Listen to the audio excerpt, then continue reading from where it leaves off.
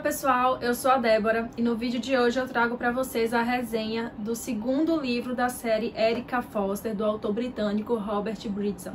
Então, eu já fiz a resenha do primeiro livro, que é A Garota no Gelo, eu vou deixar nos cards aqui em cima para vocês.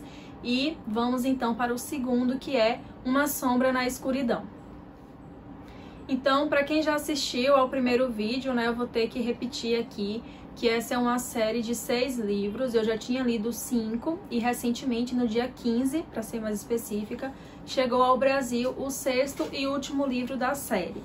E cada livro tem sua história independente, porém eu recomendo que vocês leiam na ordem cronológica, porque apesar das histórias serem diferentes, né, os casos são diferentes, os personagens principais são os mesmos, então fica mais interessante, as informações ficam mais completas quando a gente já tem o conhecimento sobre as suas trajetórias. Então, para quem ainda não conhece a série, não conhece a protagonista, eu vou primeiro apresentá-la a vocês. A Erica Foster é eslovaca, mora em Londres, ela é investigadora-chefe da polícia, a unidade de homicídios, e ela é viúva. O marido dela também era policial e ele morreu em serviço em uma operação comandada pela própria Erica. Então, no primeiro livro, nós temos a Erica voltando ao trabalho após a sua licença pela morte do seu marido. Nesse segundo livro, a Erica ainda está um pouco abalada pela perda, né, do seu esposo, que ela amava muito, mas no primeiro realmente ela está mais abalada. Isso, ela é muito competente, ela é inteligente, ela tem ótimos instintos, ela é muito determinada, ela não tem papas na língua, não tem enrolação com ela não bajula ninguém. E inclusive ela passa por cima de algumas ordens dos seus superiores quando ela acha que aquilo ali vai levar ela a resolver o caso, né? Ou se aproximar mais de resolver o caso. E ela continua aqui contando com o auxílio de 2 investigadores, que é o Peterson e a Moss, né? Eu falei deles no primeiro vídeo, quer dizer, no vídeo anterior. E os dois também são muito competentes, têm ótimos instintos e estão com a Erica para o que der e vier, inclusive aí dando cobertura a ela quando ela vai driblando ali as ordens dos superiores. Então, eles aqui vão ajudando ela nessa investigação. E a investigação começa com a descoberta do assassinato do médico da cidade, o Gregory. Ele teoricamente estava viajando e a sua mãe foi até a sua casa para colocar comida para o gato. Só que é verão, tá fazendo muito calor, a casa tá abafada, ela começa a sentir um odor estranho, pensa até que o filho esqueceu alguma comida fora da geladeira e começa a procurar. E aí ela vai andando pela casa até que ela encontra, né, o corpo do seu filho, com as mãos atadas, e ele tá com um saco plástico transparente na sua cabeça, né, ele morreu sufocado e ela fica ali em choque. Mas, enfim, liga para a polícia, a investigação começa e a Erica vai então para o local do crime. E aqui nesse livro nós temos um novo personagem, que é o patologista forense, o Isaac Strong, que se torna amigo da Erica Foster e ele vai ajudar também a solucionar esse caso. Então a Erica, juntamente com o Peterson e a Moss, começam a pegar o depoimento de algumas pessoas, da própria mãe da vítima. Então eles começam ali a levantar algumas informações.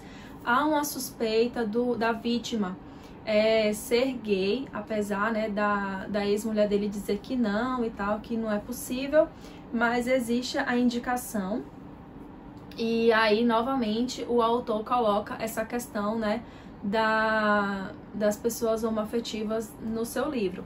Nós já vimos isso no livro 1 com a Moss, e agora, além da Moss estar presente, e a gente ainda pegar um pouco mais sobre a relação dela com a sua esposa, com seu filho, nós temos também a vítima que possivelmente seja homossexual. E o autor aqui também nos mostra como a polícia e como a mídia tratam de uma forma diferenciada quando o crime envolve a comunidade LGBT.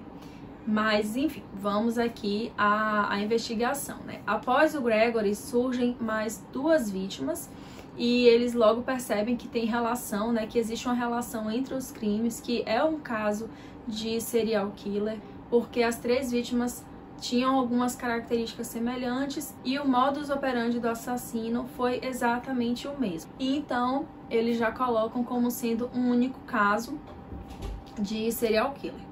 E essa investigação também ela é muito complicada porque, assim, no primeiro livro nós tínhamos a família da vítima dificultando de certa forma que a investigação acontecesse.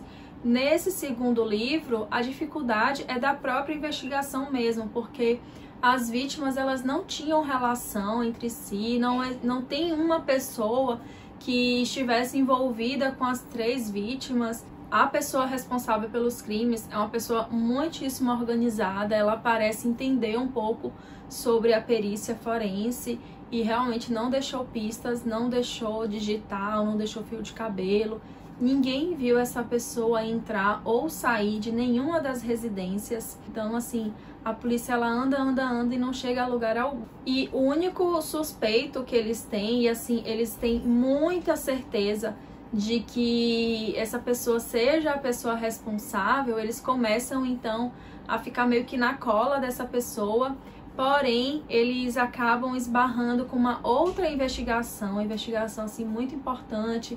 Se eu não me engano, já tem 1 ano que essa outra unidade da polícia está acompanhando essas pessoas envolvidas, né? E aí esse suspeito da Érica é uma das pessoas envolvidas, então acaba que ela tem que recuar. Apesar dela ter muita certeza de que esse homem seja o responsável pelo crime, pela morte do Gregory, ela tem que recuar por conta da outra investigação que está em andamento.